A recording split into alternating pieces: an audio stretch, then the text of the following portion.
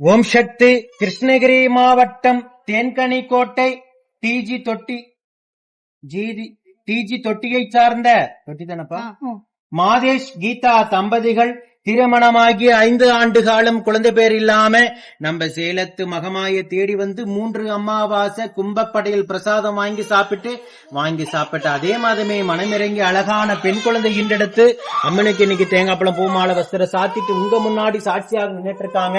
இந்த குழந்தை அங்கத்துல கழுவினி இல்லாம உடல் ஆரோக்கியத்தோட வளர்ந்து கல்வியில சிறந்து விளங்கி அவங்க குடும்பத்தை கட்டிக்காத்து கரைச்சத்தை நான் வேண்டிக்கிறேன்.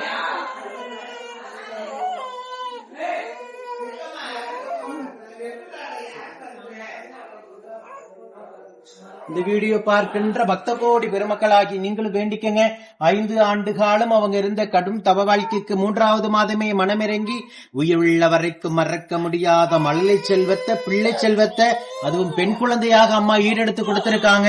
அடுத்த கருவியும் உடனாக தக்க வச்சு அவங்க குடும்பத்துக்கு ஒரு ஆண் வாரிசையும் அம்மா வரமாக கொடுக்கணும் நான் வேண்டிக்கிறேன். இந்த வீடியோ பார்க்கின்ற பக்த கோடி பெருமக்களாகி நீங்களும் வேண்டிக்கங்க. எப்படிப்பா நம்ம கோயில் தெரியும் உங்களுக்கு? யூடியூப்ல பார்த்து நம்பிக்கையோட வந்தீங்க.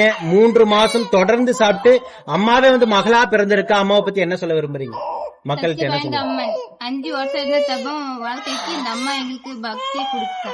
சந்தோஷமா உயிருள்ள வரைக்கும் நீங்க அம்மாவை மறக்காம இருக்கணும். அடுத்த ஆண் வாரிசு அம்மா உங்களுக்கு நிச்சயமாக தருவாங்க. சரிங்களா? ஓம் சக்தி.